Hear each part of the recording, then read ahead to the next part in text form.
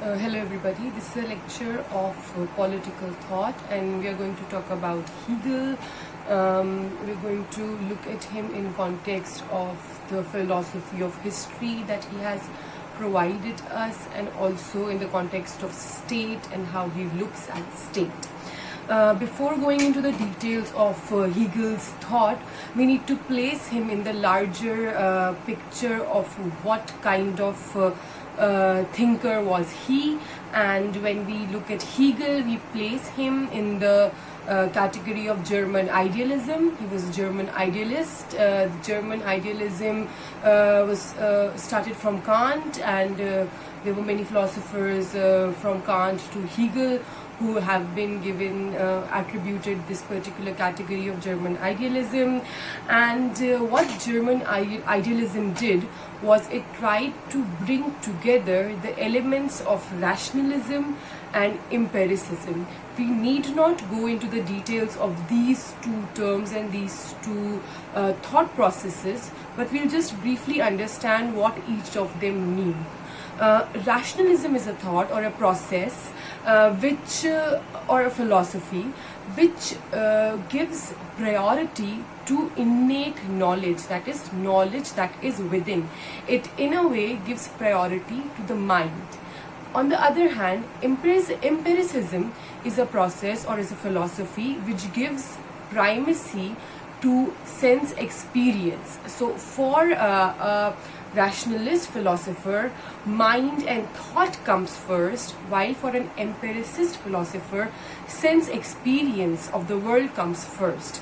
We'll not go into the details, we just need to understand that the German idealism to which school Hegel belonged was an attempt at bringing these two together. Kant, who I said was the founder of German idealism of sorts, so he tried to bring these elements together, and his philosophy has been called a philosophy of subjective idealism, while philosophy of Hegel has been called a philosophy of absolute idealism. We'll not go into those details because we don't need to know about that, but we just need to have a basic idea of where Hegel is placed in the entire structure of philosophical thought.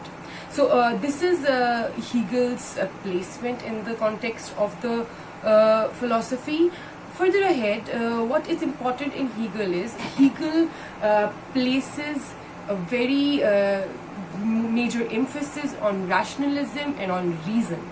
Now, we've already understood rationalism, what it means. So we know Hegel is a person, or Hegel is a philosopher who talks about a rational will, and he has a great belief in the reasoning ability and perfectibility of the human beings.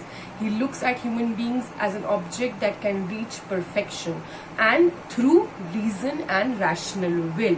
So this is something that he looks at, and he relates this individual rational will to the total will of the state, and he sees the rational will of the individual, or the rational thought of the individual in relation with the will of the state. We'll explain this further ahead. So we just need to understand how his individualism or individual rational will is related to the will of the state or functioning of the state. Further ahead, he also gives us like an idea of freedom, which is a freedom different from the Lockean idea of freedom. Now we need to understand that till now in political thought, Locke's idea of liberty has been a very important continuation. No major philosopher has been critical of the Lockean idea of liberty, and we find that criticism only in the thought of Marx.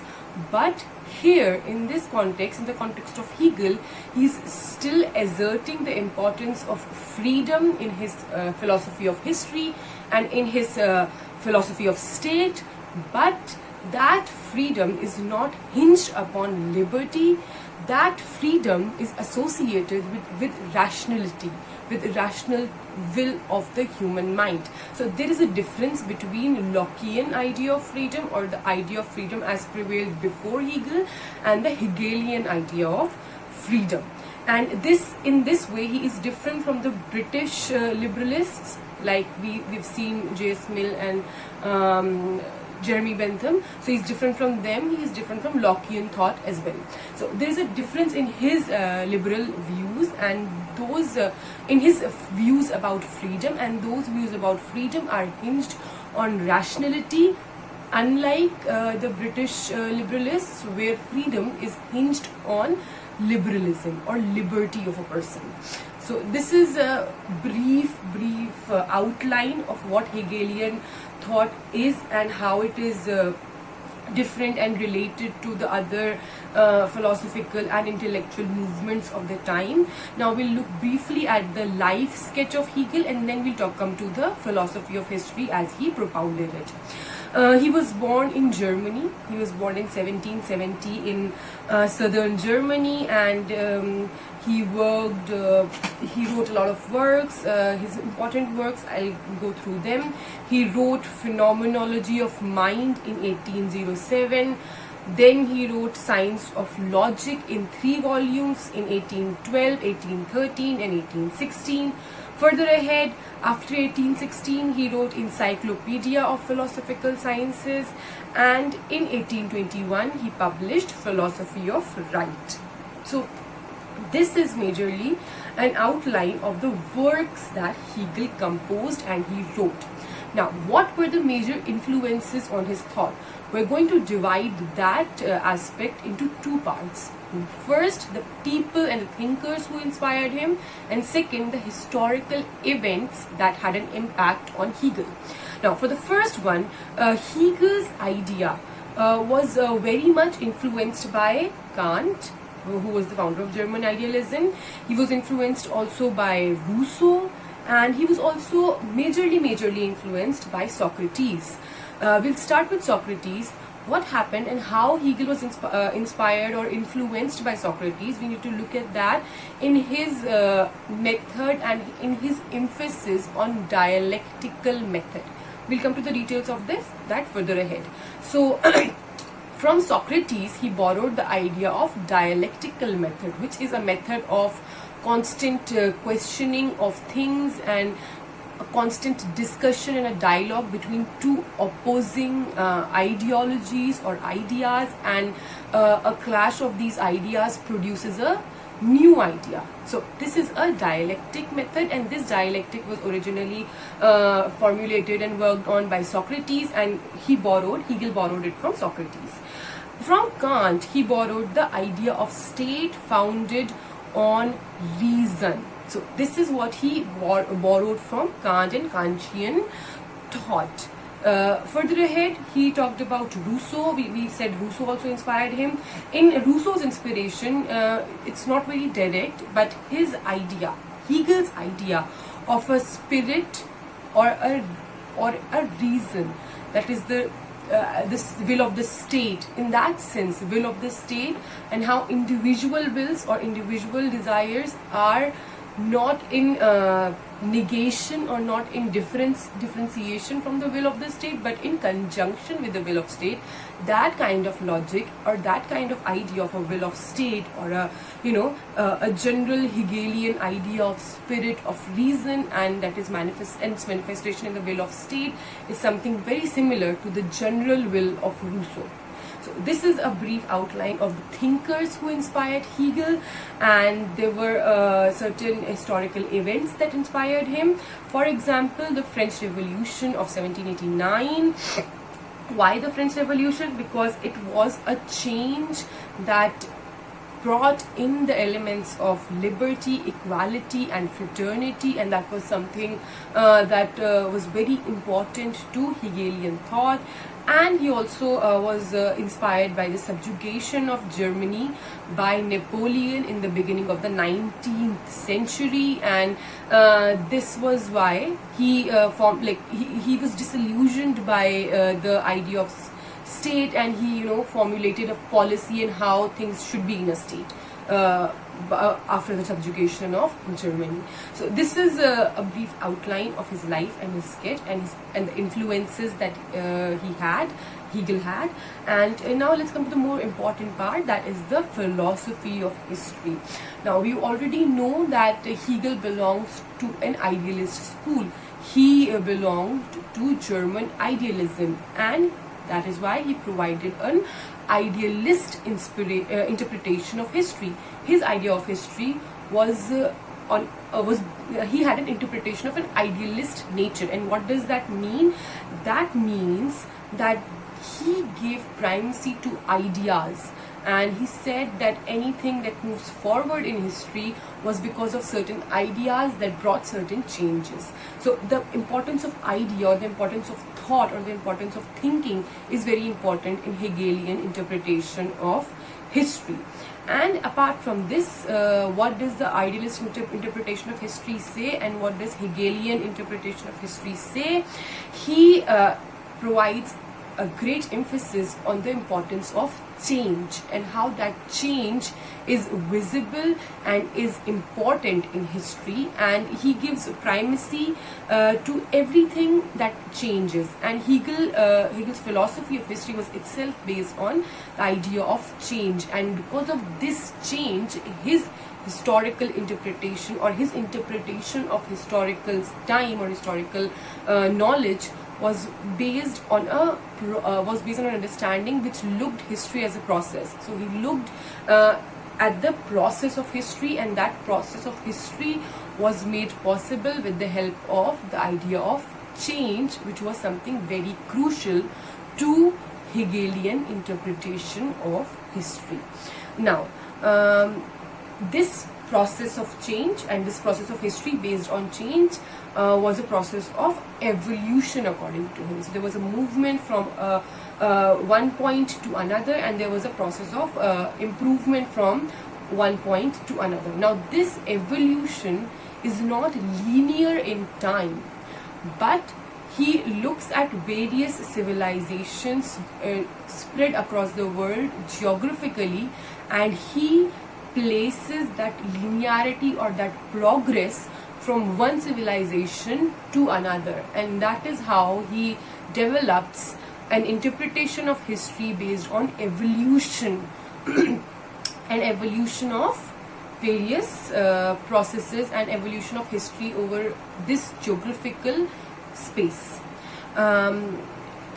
And another important thing, we've already talked about it in the beginning, the idea of freedom. So in this evolution of history, the key factor or the key marker or identifier that you have to look at is freedom, right? So we just need to just briefly, let's go over it again.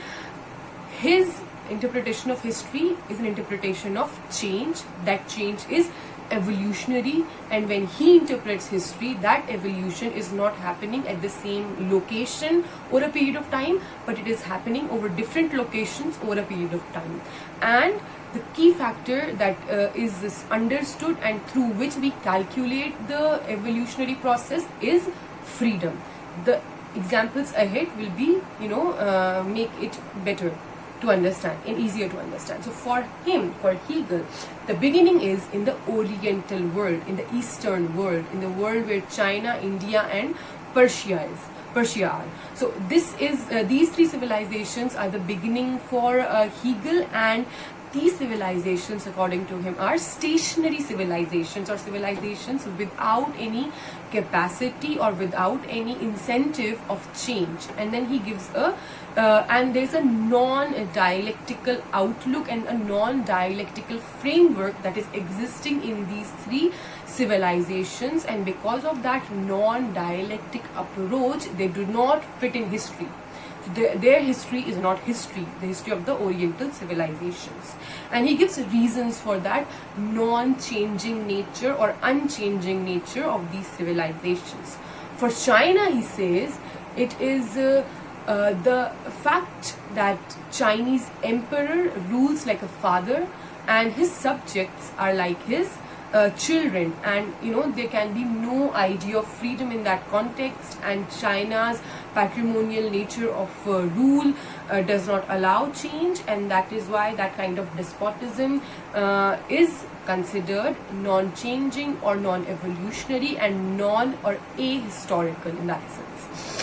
In India, he says despotism is there. Despotism, he looks at despotism as a condition of no freedom, absolutely no freedom, and that is why he looks at these Oriental civilizations of China and India as completely despotic, and there are different reasons for it. For example, for China it is the patrimonial nature, and for India it is the caste system, and that caste system does not allow any change to take place, and that caste system entrenches the idea of despotism in the Indian civilization.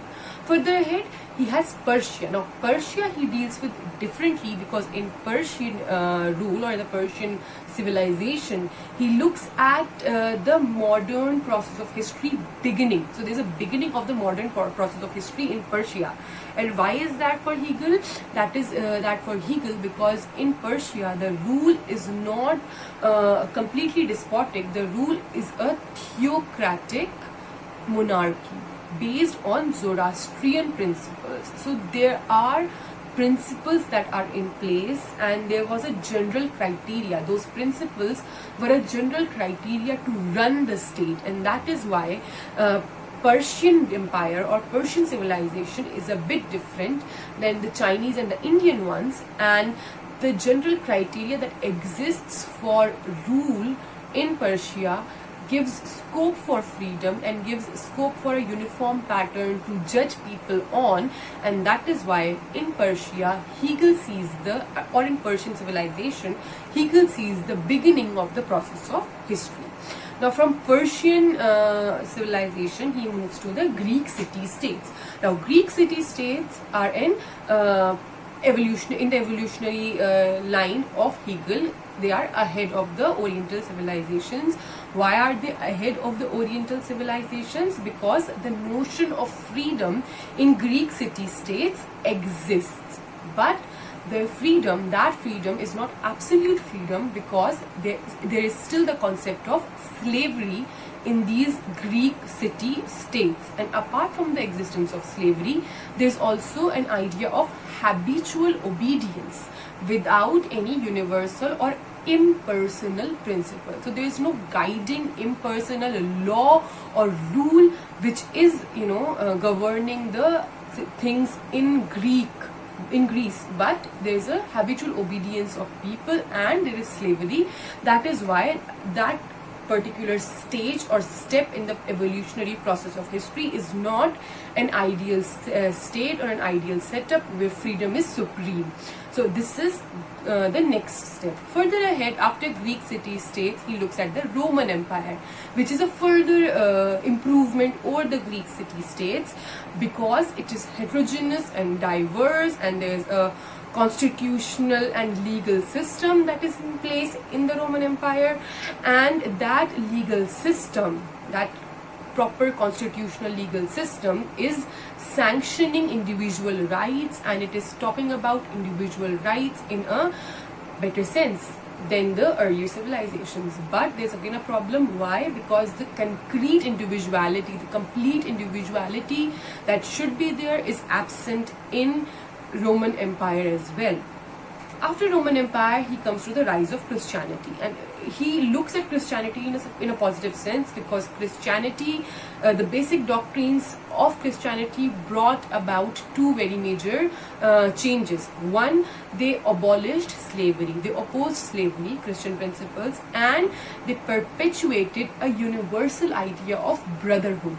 So all the Christians have a fellow feeling amongst each other. So that was something of a additional step towards growth towards freedom, or evolution towards freedom, which is the ultimate aim to be realized in the evolutionary process of history. Further ahead, after Christianity, he's looked at Reformation, and before going into that, we need to understand that Hegel calls the contemporary world of his time, the time that he lived in, as Germanic world, a world ruled by Germanic people, Germanic races, and his world of his Germanic world was the good time or the good world that has been achieved or that has been reached through an evolutionary process. And after Christianity, he looks at Reformation, which was a very major thing that happened and which removed the negatives of the Christian thought and brought about a new modern age with Renaissance and Reformation. According to Hegel, a new modern age of their time, of their existence came into being, and that existence was something to be cherished, that the time that he lived in. And he definitely gave more emphasis to Reformation, which happened in Germany or which started in Germany, than Renaissance. So Reformation had a major historical impact, more important historical impact on history according to Hegel than Renaissance. And according to him, history culminated in the modern times that he was living in Germany that he was living in, and there was nowhere forward to move to. And he does not speculate about future much. We do not find any speculation about future in his thought. Now, this is a brief outline of how he looks at various elements of history and the evolutionary process of history.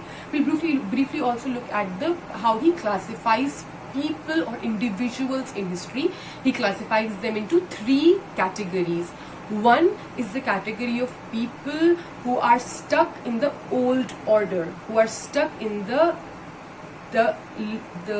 step that is below. So if there's an evolutionary process and each step leads to further ahead, then the first category of people are the people who are stuck to the old order, and these people, according to Hegel, are victims of the evolutionary process. The second category of people are the people whom he calls historical individuals, and these historical individuals, despite pursuing their own personal or political ends, further the process of history, and they are, according to Hegel, possessors of insight to grasp the truth of the age. So they look into the truth of the time that they are living in, and then they push the entire idea of evolutionary process further. An example of a historical individual, according to Hegel, was Julius Caesar. And there's a third category of persons whom Hegel calls moral reformers, and these he does not appreciate these kind of people, because these kind of people continuously are re-evaluating things or evaluating things on how they are and how they should be. So the third category is not very important, but the first two categories are very relevant in Hegelian thought.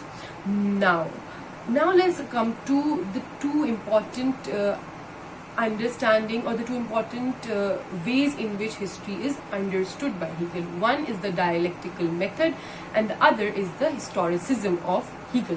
What is dialectical method? According to Hegel, the idea of progress was crucial. We have looked at it. There's an evolutionary progressive movement from one historical stage to another historical stage, and this progressive unfolding from one stage to another, according to Hegel, is a messy process, and this process usually is done in 3 steps, or it involves 3 steps. That is the existence of the previous order, that is thesis, that is the already existing order, already existing historical stage. And from within this thesis, there is a counter of that order that develops. Now this is an antithesis, thesis, antithesis, and then for the evolutionary process to go ahead, these two collide, and there is a new idea or new historical stage or a new something that is created, which is called synthesis, and that synthesis has elements of both the thesis and the antithesis. So this is something that he looks at, that he calls as a dialectical method, and this idea of dialectical method was something that he borrowed from Socrates, because dialectic literally means to discuss. And he argues, and he gives an example to understand what thesis, antithesis and synthesis means. For him, thesis, for example, if thesis is family, then antithesis is civil society, and synthesis is the state. We'll discuss this in more detail when we'll talk about the state. So this is the dialectical method of Hegel. And what does he say? He says that this process is a continuing process. This is happening over a period of time, and this is the evolutionary process through which we have come to where we have come in history. So thesis, antithesis and synthesis containing both the elements, and over a period of time that synthesized idea or that synthesis becomes a thesis of its own. So now then there is again a thesis, again an antithesis, and again a synthesis, which will again become a thesis. So this is the idea of dialectic that he asserts on. Further, his idea of historicism is there. What does it mean? Historicism is a doctrine which holds that the whole course of history was a predetermined course, predetermined, already determined, and it's a process that happened, and human intervention and human effort are subservient to the course of history. So the people who, for example, the historical individuals would rise in glory only because they are working in conjunction with the evolutionary process of history, and the process of history or the predetermined course of history is the important idea which Hegel perpetuates, and that idea is termed as historicism, the idea of historicism. Further ahead, this was his philosophy of history, this was his evolutionary idea of history, and now we'll have to just briefly look at what is a Hegelian idea of state. For Hegel, state represented universal altruism, selflessness, the feeling of doing something for the other. So this is the ideal state for Hegel, that it should be, the state should be a universally altruist state. And what should a state do? A state should combine the elements of family, that is, what are the elements of family? That is, interest of everyone should be furthered and enhanced. Every individual's interest in the family should be furthered and enhanced. So there should be the element of family, and there should be an element of civil society. And what is the civil society? Civil society is a universal place, a place where everybody is equal, and universal tendencies are there in the civil society, and there's a notion of citizenship that is there in a civil society, and a combination of the elements of family and elements of civil society will come together to form a state, which would be a universally altruist state. And he looks at state as something very divine and very as a higher ideal. He looks at state to be absolutely rational and absolutely eternal. So there is no flaw that can be there in his idea of state, which is a selfless state. And state in itself is an end for Hegel. State is not a means to an end, but it is an end in itself, and this end is the highest thing that is there, and for individuals to exist in this state is enough. So in a sense, he does not allow individuals to question the state or to rebel against the state, because that kind of idea would not come into being, because state is something which is an expression of individual will, as we have talked earlier, how various individual wills will combine together and will form a will of the state, and that will of the state would be completely rational, and absolutely altruist, and that is why to exist in that state for an individual would be the highest duty, and to be a member of the state would be a greatest pleasure for any individual. So there can be no option of rebel or revolution or revolting against the state, because the state in itself is would not have the problems that would lead to rebellion according to Hegel. And according to him, the state would be formed of three major of a number of elements, of which three are very important. We have already talked about in the class when we talked about the elements of state, and we talked about various elements including sovereignty, including population, including territory, including the rule of law. So these are the elements that have been deduced by various scholars on what a state comprises of. But for Hegel, what a state should comprise of and what are the importance of those elements, we'll look at that right now. So for the first element that Hegel looks at as an important element of state, it is the rule of law. So Hegel saw law as a characteristic of freedom and not as opposed to freedom of an individual. Now this law is the law of a state which is completely altruistic and completely in favor of the individuals which it rules. So that law is something that would not be in negation or in contradiction with the freedom of the individuals which it is governing. And laws, according to him, should have been based or should be based on impersonal and universal laws, universal values. So there should be some universal values on which the law has to be based, and the law does not have to be based on personal and limited values. So if it is a universal value on which the law is made, and if it is impersonal and nobody's interest is involved, then that law would be a good law, and the law that would impartially govern all. So this is his idea of law and rule of law, which is not hindering the freedom of the individuals, but which is furthering the freedom of the individuals according to Hegel. The second element of state which is important for Hegel is a universal class. So he looks and he identifies a class of people, and this class is a class of civil servants, and these civil servants according to Hegel are impartial, and they are committed to the benefit and the welfare of the state, and the criteria to elect or to select these individuals is the proof of ability and knowledge. So there should be no hereditary and no favoritism that should be there in selection of these people to this universal class of bureaucracy, of civil servants who would run the state impartially and in a better manner. So this is something that is the second element of grave importance for the state according to Hegel.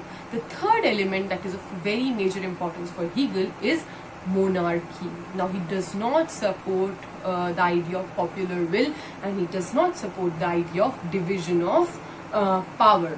Why? Regarding the idea of popular will, he says that popular will is only a section of the constitution of a state, and that constitution is completely embodied in the person of the emperor, and that is why popular will or people elected through popular will cannot be better than the monarch who in himself embodies the entire constitution and not just a part of it as the people who are elected through popular will. So this is his criticism of popular will in his idea of the state, and his separation of power idea, which was formulated by Montesquieu, is problematic, because according to him that separation of power is a false doctrine, and it leads to a stalemate or a conflict according to him, and for the state to function properly there should be interdependence that should be there within the category, within the functioning category, and his division of the state is on the basis of monarchy, or the king or the ruler, monarch, the legislator and the executive. And according to him, these three, monarch, executive and the legislature should be have a different sphere and different domains, and they should cooperate with each other for a better functioning of the state, and there should be, in his terms, interdependence and cooperative attitude between these three branches of state. and for a proper state to function. So these are the important elements of the state that Hegel identifies, and this is how we need to understand Hegel, and this is as much we need to know about him regarding his philosophy of history and regarding the idea of state that he sustained and he wanted in existence. So this is it. Thank you.